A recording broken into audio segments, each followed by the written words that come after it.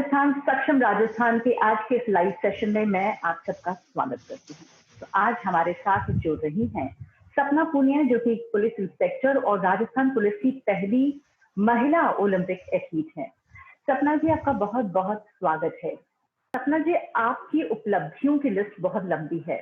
Rajasthan police की ओर से पहली महिला रेस वॉकर होना, समर ओलंपिक्स में क्वालिफाई होना और भारत को अंतरराष्ट्रीय स्तर पर कई प्रतिस्पर्धाओं में रिप्रेजेंट करना। कैसे कर पाती हैं आप इतना कुछ? कोई गुरु मंत्र बताना चाहेंगे हमें? सबसे बड़ा गुरु मंत्र और जो जितनी भी आप लिस्ट जो भी बता रहे हैं, उनके पीछे मैं सबसे बड़ा मानती हूँ कि फैमिली का हाथ होता है, फैमिली का सपोर्ट होता है। उसके बिना सब कुछ नामुमकिन है। चाहे सुविधाएँ आपको कम मिले, ज़्यादा मिले, वो मैटर नहीं करती है। एक तो आपका एम हाई होना चाहिए और दूसरा फैमिली सपोर्ट। तो ये दोनों चीज़ें मेरे पास थी, सपने मैंने देखे आगे बढ़ने के और मेरी फैमिली ने उनको पूरा करने के लिए दिन-रात एक कर दिया। तो सबसे बड़ा रोल गुरु मंत्र सब यही है कि फैमिली अपने बच्चों को जो टैलेंटेड है उनको सपोर्ट करे और मेरे को बहुत सपोर्ट किया, इसीलिए मैं आज आपके सामने बैठी हूँ। अ, सपना जी, हमारे फॉलोअर्स ने, आपके फैंस ने बहुत सारे प्रश्न किए हैं। उनमें से एक प्रश्न जो है वो बड़ा ही इंटरेस्टिंग सा है, जो मेरे सामने है इस वक्त, कि सपना पूनिया का सपना पूरा हो चुका है या फिर अभी उड़ान बाकी है? जी मैम, मैं एक बात कहना चाहूँगी कि सपना कभी भी पूरा नहीं होता, किसी का भी। क्योंकि जिस दिन सपने पूरे हो गए उस दिन लाइफ़ में कुछ टारगेट नहीं रहा तो वो लाइफ़ जीने से कोई मतलब नहीं होता। अभी बहुत उड़ानें बाकी हैं, मैंने खुद ने बहुत से टारगेट फिक्स कर रखे हैं और मैं कहती हूँ कि किसी को भी सपने लेना बंद नहीं करना चाहिए और सपने लेने के बाद उनको पूरा करने के लिए जुट जाना चाहिए। तो अभी तो बहुत सारी उड़ान बाकी है मैम। यानी कि अभी सपना पूनिया को हमें और आगे शिखर तक जाते हुए देखना है। बिल्कुल मैम, मैं पूरी कोशिश कर रही हूँ और मुझे बहुत अच्छा लगता है कि मैं इस फ़ील्ड में भी आई हूँ और मैं ये सब चीज़ें स्पोर्ट्स, पुलिस, एक घर परिवार को सँभाल रही हूँ और मुझे गॉड ने इतनी ज़िम्मेदारियाँ दी हैं, तो मुझे चुना है इस चीज़ के लिए, तो मैं खुद को ही भाग्यशाली मानती हूँ। बिल्कुल। सपना, आप धरातल से शिखर पर पहुंची हैं, तो ऐसे में आपको क्या जी। लगता है कि आपकी ऊंचाई, आपकी सफलता के पीछे हाथ किसका है? सुविधाएं बहुत ही ज्यादा अच्छी थी, ऐसा था, या आपका दृढ़ संकल्प था जिसने आपको इन ऊंचाइयों तक पहुंचाया है? जी मैम, मैंने आपको शुरुआत में भी बताया दृढ़ संकल्प ही था, सुविधाएँ ना मात्र थी। लेकिन जैसे-जैसे आप ऊँचे पहुँचते हो, तो सुविधाएँ जुड़ने लग जाती हैं, लोग आपसे जुड़ने लग जाते हैं, आपकी मदद करते हैं। लेकिन स्टार्टिंग में मेरे पास ऐसा कोई ग्राउंड नहीं था। मैं एक किसान परिवार से आती हूँ। जैसे ही मैंने स्पोर्ट्स स्टार्ट किया, तो मैं जॉब लगी हुई थी पुलिस में, तो मैंने खुद लोन लेके मेरी प्रैक्टिस शुरू की और मैं नंगे पाँव दौड़ती थी। मेरे पास जूते खरीदने के लिए भी पैसे नहीं थे। क्योंकि 60 से 70 हज़ार उस टाइम जब अपने स्टार्ट करते हैं, तो 1 महीने का खर्चा आ जाता है, डाइट, जूते, किट वगैरह, तो वो उतना मैं नहीं कर पा रही थी। लेकिन जैसे-जैसे सैलरी बढ़ी और मेरे मेडल वगैरह आए, तो काफ़ी लोगों ने भी सपोर्ट किया, फैमिली में भी जो रिश्तेदार थे, वो भी सामने आए कि आपको जो चाहिए हमें बताओ, आप तो बहुत अच्छा कर रहे हो। लेकिन ये सब चीज़ें स्टार्ट वाले दिन से स्टार्ट नहीं होती हैं। कुछ धैर्य रखना पड़ता है, कुछ चीज़ों की कमी की वज़ह से भी प्रैक्टिस करनी पड़ती है। जूते नहीं है तो ये तो हो नहीं सकता था कि मैं दौड़ूँ ही नहीं। तो बिना जूते के भी दौड़ लेती थी मैं। और पैरों में इतने छाले पड़े हुए मेरे मैम, बहुत बार नाखून उतरे हुए हैं, तो वो कहानियाँ बहुत लंबी हैं। और जब हम इस जगह पहुँच जाते हैं, तो वो सब दर्द भूल जाते हैं और सोचते हैं कि और छाले हो जाएँ तो कोई गम नहीं है। इसलिए सुविधाओं का अभाव सभी को रहता है, मैं मानती हूँ और ग्रामीण लेवल से जो उठता है, उनको स्पेशली इन दिक्कतों का सामना करना पड़ता है क्योंकि उनकी जान-पहचान भी कम रहती है। तो वो इस चीज़ से डरे नहीं, अपने हौसले को तोड़े नहीं, बल्कि ये और मजबूत हो कि तुम्हें अगर सुविधाएँ कम मिल रही हैं इसीलिए तुम कर सकते हो, उसको पॉजिटिव लेके चले। ना, आप ग्रामीण परिवेश से हैं, आपकी शादी भी काफ़ी जल्दी हो गई थी और ऐसा राजस्थान में होता है, मतलब बच्चियों की शादियाँ जी। जल्दी हो जाती हैं, घर परिवार की ज़िम्मेदारियाँ आ जाती हैं। तो आपको क्या लगता है कि ऐसे में यदि कोई बच्ची, यदि कोई बालिका इस तरह का कुछ काम करना चाहती है, तो किस तरह की सुविधाएं उसे मिलनी चाहिए? एक तो मैम स्कूल लेवल में स्कूलिंग से ही ये चीज़ों में सुधार होना चाहिए कि वहाँ पे जो फिज़िकल टीचर लगे हुए हैं, वो प्रॉपर तरीके से अपना काम करें। जैसे बाकी टीचर होते हैं वो स्टडी करवाते हैं, इसी तरीके से फिज़िकल टीचर को सिर्फ़ फिज़िकल, फिर डेली उनको ग्राउंड ले जाना, किस बच्चे में इंटरेस्ट है, क्योंकि अगर आप ग्राउंड पे ही नहीं लेके जाओगे तो उनको पता ही नहीं चलेगा। और उसके बाद में जैसे सरकार सरकार ने भी बच्चों के लिए खेलो इंडिया वगैरह अभी स्टार्ट किया है, तो उससे जुड़ सकते हैं। बच्चे अपना इंटरेस्ट दिखाएँगे, प्लस अपने पेरेंट्स को बताएँगे, तो पेरेंट्स को आगे आना चाहिए कि हमारे बच्चे का इंटरेस्ट इस चीज़ में है। मैं ये मानती हूँ कि पढ़ाई सब कुछ है, लेकिन पढ़ाई सब कुछ भी नहीं है, क्योंकि इसके अलावा भी कुछ है। जैसे आप स्पोर्ट्स से जुड़ रहे हैं, तो ऐसा नहीं है कि आपको प्रोफेशनली स्पोर्ट्समैन बनना, आपकी हेल्थ बहुत अच्छी रहती है इससे। और आप हॉस्पिटल के चक्कर नहीं लगाने पड़ेंगे, बहुत ज़्यादा फिट रहेंगे, इससे आपका दिमाग भी अच्छा चलेगा, तो आपकी पढ़ाई भी अच्छी होगी। इसलिए मैं हर किसी से रिक्वेस्ट करती हूँ कि ग्राउंड पे जाना, प्रैक्टिस करना, ये सबके लिए नेसेसरी हो, स्पेशली पेरेंट्स इस चीज़ को आगे लेके आएँ। जी, एथलेटिक्स में राजस्थान हमारा कहाँ स्टैंड करता है? आपको क्या लगता है इंटरनेशनल लेवल पे, नेशनल लेवल पे राजस्थान की क्या स्थिति है एथलेटिक्स को लेकर? मैम राजस्थान की स्थिति वैसे खिलाड़ी बहुत कम मात्रा में है, लेकिन जिन भी लोगों ने एथलेटिक्स में पार्टिसिपेट किया है, उन्होंने टॉप लेवल पे उसको लेके गए हैं। तो राजस्थान में टैलेंट की कमी नहीं है, लेकिन वो सामने नहीं निकल पाता है सारा टैलेंट। जिन भी लोगों ने इंटरनेशनल में पार्टिसिपेट किया, ओलंपिक में पार्टिसिपेट किया, तो अच्छा अपना प्रदर्शन दिया है। लेकिन उनकी संख्या बहुत कम है, क्योंकि हमारा राजस्थान छोटा नहीं है, बड़ा है। जैसे हरियाणा जितने छोटे स्टेट में, उसमें स्पोर्ट्समैन की काफ़ी संख्या होती है, उसकी बजाय हमारे राजस्थान में बहुत कम है। जी, यानी कि ज़रूरत जी। है सरकार को इसे आगे बढ़ाने की, सुविधाएँ देने की और लोगों को आगे आने की भी ज़रूरत है।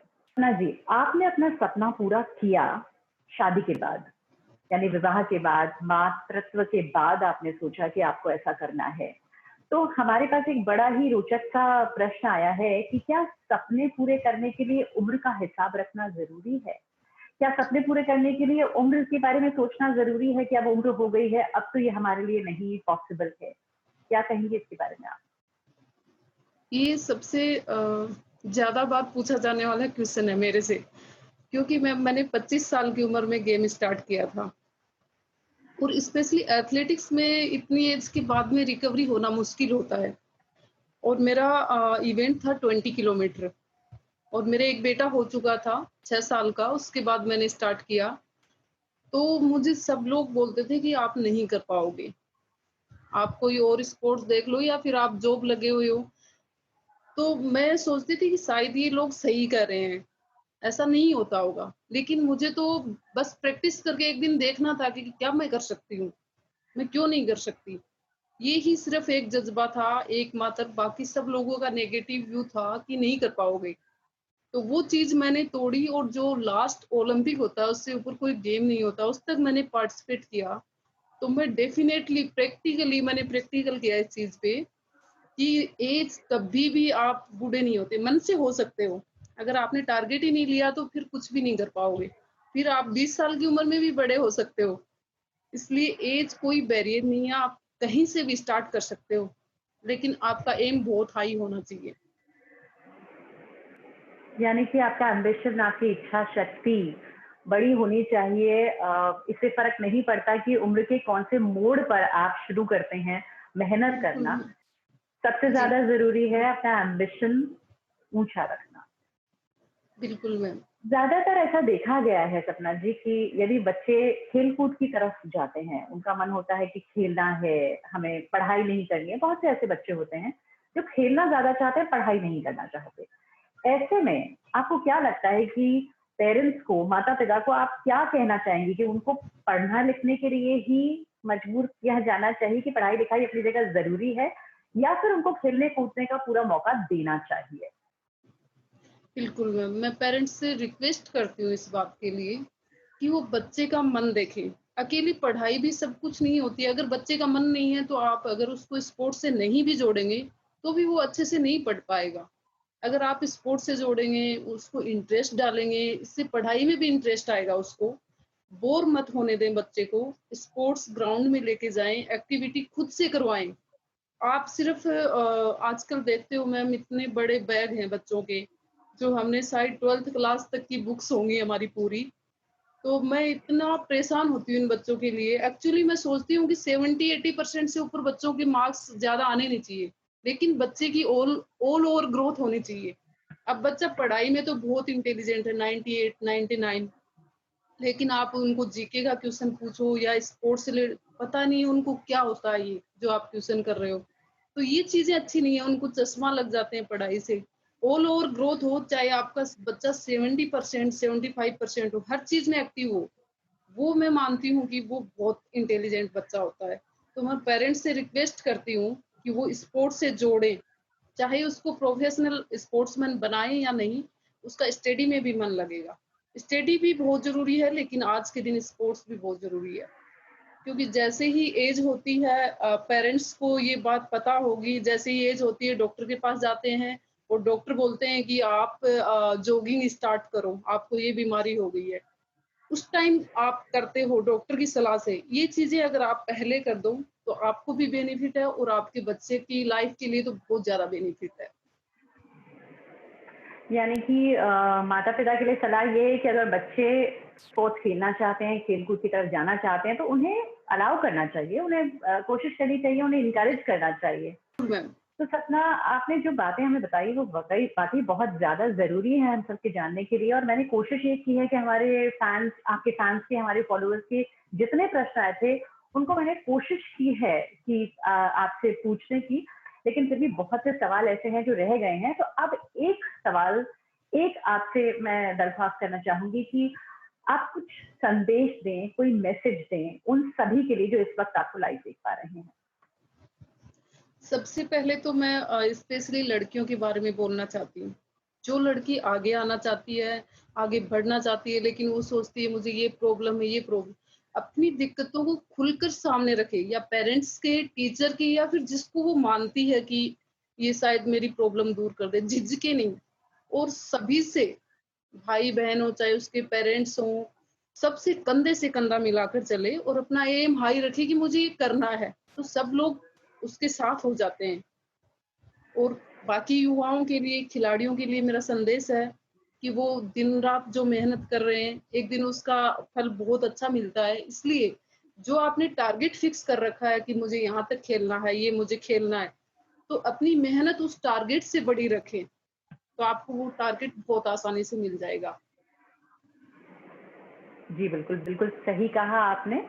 सपना, अब हम चाहेंगे कि आप हमारे इस प्लेटफ़ॉर्म के बारे में, हमारा राजस्थान सक्षम राजस्थान, जो कि प्रिंसेस दिया कुमारी फाउंडेशन का एक इनिशिएटिव है, इसके बारे में कुछ आप बताएँ कि कैसा लगता है आपको इससे जुड़कर? कैसा फ़ील कर रही हैं आप? मुझे बहुत अच्छा लग रहा है क्योंकि मैं फर्स्ट टाइम देख रही हूँ मैम, जो दिया कुमारी जी मैम इतना इंटरेस्ट ले रही हैं स्पोर्ट्स को करेज करने के लिए, या फिर जो ऐसे जिन लोगों ने समाज में अच्छी मिसाल कायम की हैं, उन लोगों के आगे लाके उनसे बातें करके हम लोग जुड़ रहे हैं सीधे समाज से भी, युवा पीढ़ी से भी। तो मैं यही कहना चाहूँगी कि ये प्लेटफ़ॉर्म बहुत अच्छा है और बच्चों के लिए बहुत अच्छा साबित होगा। मैं थैंक यू बोलती हूँ दिया कुमारी जी को भी कि ये जो उनकी मुहिम है, मैं पहली बार देख रही हूँ ऐसा, जो कोई एक राजनेता इतना इंटरेस्ट ले रहा है, और मैं उनको बार-बार धन्यवाद बोलना चाहती हूँ। Thank you so much. सपना जी, आपका बहुत-बहुत धन्यवाद। आप हमसे जुड़ी हैं आज और आपने बहुत सारी जानकारियाँ हमें दी। Thank you so much. Thank you so much ma'am. Thank you.